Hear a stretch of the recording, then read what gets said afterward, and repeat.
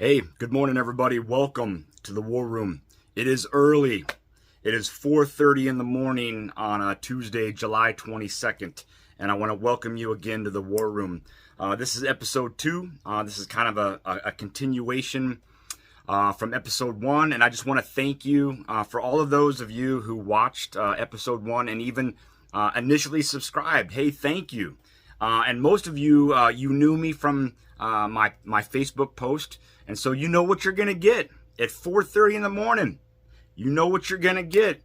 Just want to say today's sponsor is the coffee in my cup, and so the good, bad, and the ugly. Here we go, episode 2. This is kind of a continuation of what I talked about in episode 1, the fluff and bluff, the spin, the ugly. We're going to talk a little bit about that, and then I have some talking points that I want to talk about, and then I'm gonna close with my short list of individuals that I watch, individuals that motivate me, individuals that make me think, Before I get going, though, there's an individual that I personally want to thank. All right, Steve Webb. All right, Steve Webb. In my next episode coming up, you're going to learn a little bit more about me. Mike, what makes you qualified to talk about issues? What makes you qualified to talk about anything? Nothing. And I talked a little bit about that I'm a nobody. I'm just a nobody. I'm an average Joe. All right. This individual, Steve Webb, not only did he reached back out to me after episode 1 and said, "Hey, Mike, hey, listen. You're not just an average Joe," and I appreciate that. There's a meaning behind that, and I will talk about that in a little bit. But about 9 months ago, I posted a little thing on Facebook, and I'd been doing that, and he reached out to me and said, "Hey, you know what, Mike? Think about A, B, and C, get this, that, and the other, and maybe start a YouTube channel, because I think you have a voice." And so, Steve, I want to thank you. He just kind of spurred me on a little bit. So shout out to Steve. He retired as a Chief Warrant Officer in the United States Army. He did some great things. All right, so fluff and bluff. I want to point something out too. So in my first episode, I talked about the mysterious lady. All right, the assassination attempt of former President Donald J. Trump.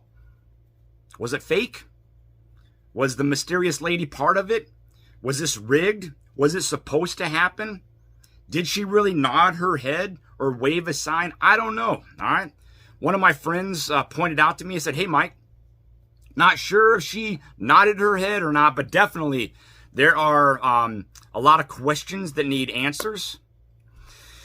And there's a lot of mystery, and there always will be. We will never know." My point is I'm not going to spin it in the direction that I want it to go. I'm not. I wasn't there. You weren't there. But we are privy to some of the same information. The deal is, though, is like I said in episode 1, what's true, what's not, and how do we know? Those weren't my words, but what's true, I don't know. But I'll tell you what I'm not going to do. I'm not going to be the ugly. Don't be the ugly, all right? I'm not going to try to spin it and convince other people based on what I think is real. I can only go off of the information that I have, that you have, and then form an opinion and then go with it. But I will tell you, getting back to what makes me qualified, all right? Again, you know, I spent 22 years in the military, and I'm going to talk more about who I am and the way I think and why I do what I do in my next episode. But anyways, I think I have information that isn't any better than anybody else, but it's value added, all right? I'm not going to point the finger. And then really quick, before we dive into that just a little bit, this thing about me just proclaiming, "Hey, I'm a nobody." All right, I've done some things, nothing special, but I will tell you, I try to be humble in everything that I do. All right, if someone points something out to me, like my friend said, "Hey, Mike, not sure there was a real legitimate head nod," I appreciate that. All right, when someone spurs me on in a direction that maybe they think I should go. I mean, it took me 9 months, Steve. All right, but here I am. All right. My point is pride's a killer. All right, pride is the downfall of man, and greed and evil and all that other stuff that we'll probably talk about later. But my point is I'm just no different than you. All right, I believe I have a voice. I believe I'm value added, and I'm a nobody. All right. So without peeling that onion back anymore, I think you get the point. All right. All right. So here's the deal. This is not going away. All right. Who's going to be held accountable? I don't know. And hopefully it's the right person. All right. But here's the deal. There was something happened. You know it. I know it. And the best way for me to explain it to you, out of all the things that I've watched, all right, and it's not the mainstream media. All right. I've watched things and points of view from experts. All right. True experts. All right. Former law enforcement. All right. Former Secret Service. Former this, that, and the other. All right. Navy SEALs, Army Special Operations individuals, Army snipers. All right. You name it. And they have given their perspective. But I would tell you, I'm going to try to link it down below. Watch on his YouTube channel, Grand Thumb. Grand Thumb. All right.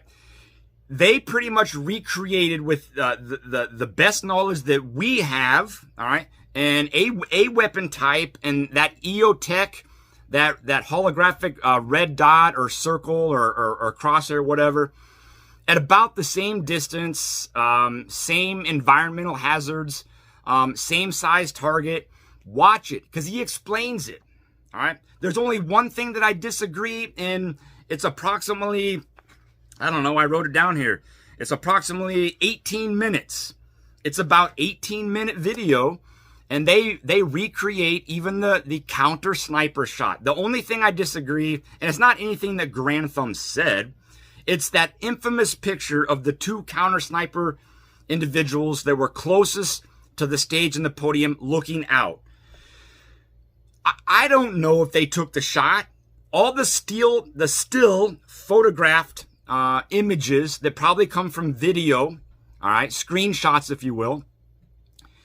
From my point of view, my foxhole, it doesn't show that they're taking the shot, all right? The fingers are outside the trigger well. They're either on glass, looking through the scope, or they're trying to assess the situation. Hey, when you're being shot at, sometimes in the beginning, it's mad chaos. They call it the mad minute, all right? You got to figure out the distance, direction, and the description. The 3Ds.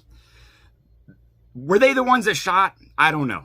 Here's my point. Watch the Grand Thumb. He does an excellent, outstanding job explaining from his foxhole, his point of view of what happened. All right.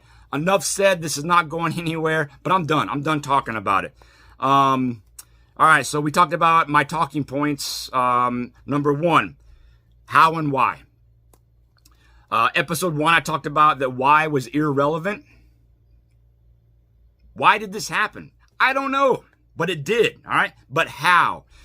Again, those are questions that need to be answered. How did this happen? How did an administration, and I'm not blaming this. Again, I'm not going to mention any names. I'm not going to point the finger, but an administration with almost endless amounts of money for security allow this to happen. I think it comes down to probably some individuals, and I'm not going to, like, man, so much I want to talk about the one law enforcement officer that actually came up the roof and made first contact, like direct contact with the individual. Yes, his life was probably threatened. And in that moment, I will never try to speak for that individual because I wasn't there. All right. But he possibly had an opportunity to intervene. I don't know. All right. The why and the how. I don't know. Who are the real experts? Talking point number 2. Who are the real experts? In my list, my short list, I'm going to talk about some real experts. All right. And then talking point number 3, with all this information, everything that we're digesting, everything that we're regurgitating, here's the real question. What do What are you going to do with it? And who are you going to believe? Man, you could apply that theory or that principle. What are you going to do? With the information that you hold, you got to dissect it and figure out what's real and what's not. What are you going to do? Are you going to be the ugly? And are you going to try to spin it along with those individuals? You know, that's why I didn't post for a couple days after this on my Facebook. All right, because this is a new concept. It's getting better. I said it's getting real. It's getting better. But here's my point. What are you going to do? Don't be the ugly. Don't be the ugly. All right, moving on my short list. There's probably about 8 people, give or take, on this list. No particular order, but the very first one that I want to address is an individual that I had the privilege on active duty. All right. I did not know who this individual was. I had no reason to know. All right. So, it was quite a few years ago. Can't give you a year yet because I just woke up. It's 4:30 in the morning. All right. I was hand selected in a small group of individuals to be lifeguard trained. All right. I was already scuba qualified, open water 1 in Sharm el Sheikh, Egypt. I'm not a 00 Bravo. We were trained by 00 Bravos, but yeah, I've been scuba diving. All right. So I had that going for me. I had a few other things, my expert infantry badge, air assault, and I was a sergeant. All right. So, had one of the highest PT scores in the company and the battalion. All right. So yeah, I was hand selected. There was about 7 of us and we were lifeguards. All right. And we were, assigned to advanced camp for ROTC. All right, at JBLM, all right, Fort Lewis and McCord in Washington State. All right, advanced camp. It might be called Warrior Forge or something, but every summer, every ROTC program across the United States, all right, they all convene and they meet for a leadership, like an FTX, a field training exercise, and all this other stuff. Anyway, on day 3 of our combat water survival training. This is kind of a long story, but it's a good story, all right? Because it's getting to who this individual is, and I have nothing but respect for this individual. One of the lifeguards come, and he goes, "Hey, guys," he was holding up this book, and he's like, "Hey, guys, it's him. It's him." And we're like, dude, what are you talking about? No, it's him, all right? Black Hawk Down, it's him.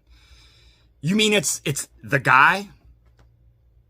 The guy, you know, Mark Bowden, Black Hawk Down, the movie, the guy. Yeah, I'm telling you, it's him. So we asked him point blank. Day 3, this guy was intimidating, all right? I mean, intimidating. And so at the end of the day, he's like, "Hey, all right, good training today, gents. Any questions before I leave you?" Now, it wasn't me. The guy that brought the book. Like, "Hey, are you him?" "Yeah, are you him?"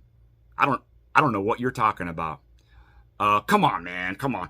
All right, time out. Everybody, time out. We're going to talk about this right now. Now, this is him talking, and we're going to get it over with. And then I don't want to talk about it anymore. Yeah, I'm him. Master Sergeant Paul Howe. All right. The Delta Force operator from Black Hawk Down. The dude that was the ground commander for the snatch and grab. All right. In the Bakara market. All right.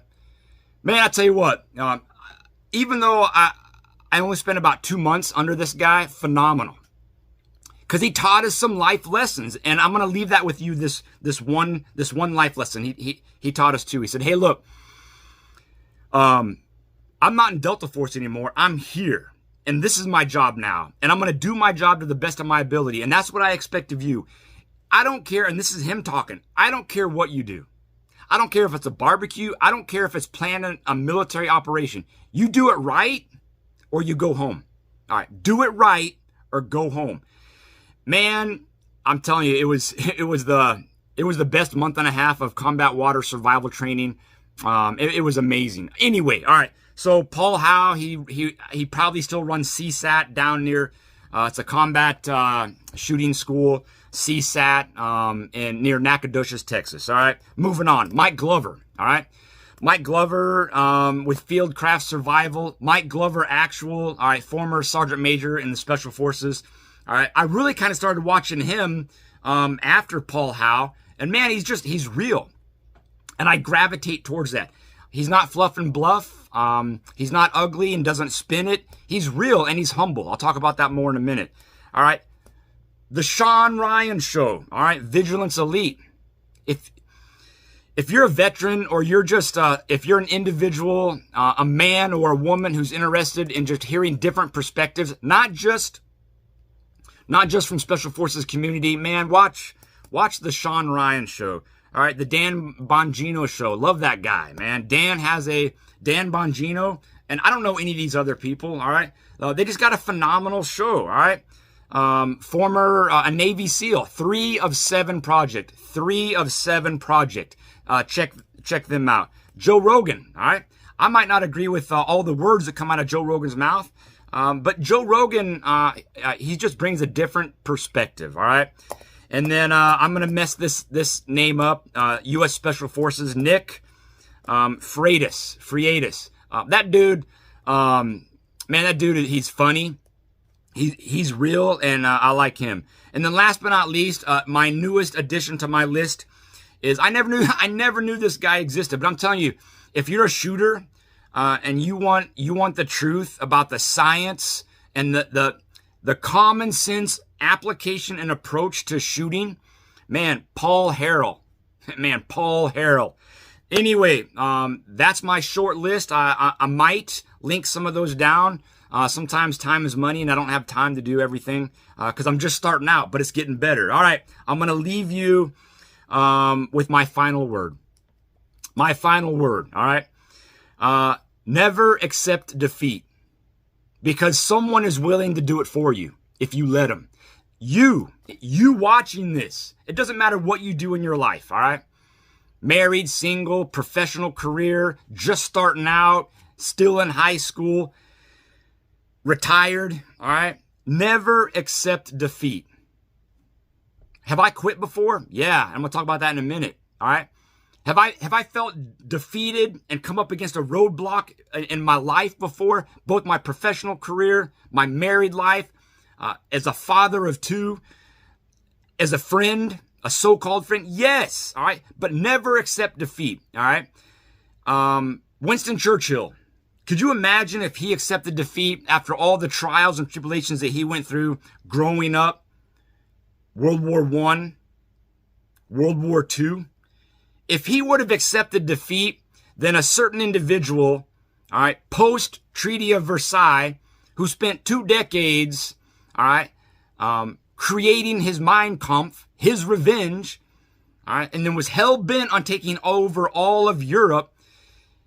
If Sir Winston Churchill had that mentality of just giving up at all cost, we'd probably be living in a different world today, all right? Here's my point. Winston Churchill said, never, never, ever quit. Never accept defeat. Woo! Hey, thank you for tuning in to the War Room. It's early. I'm going to post this, and I'll probably post one more tomorrow for my third show. Probably going to do about 3 a week. But anyways, whatever you decide to do today, never accept defeat. Woo! The War Room.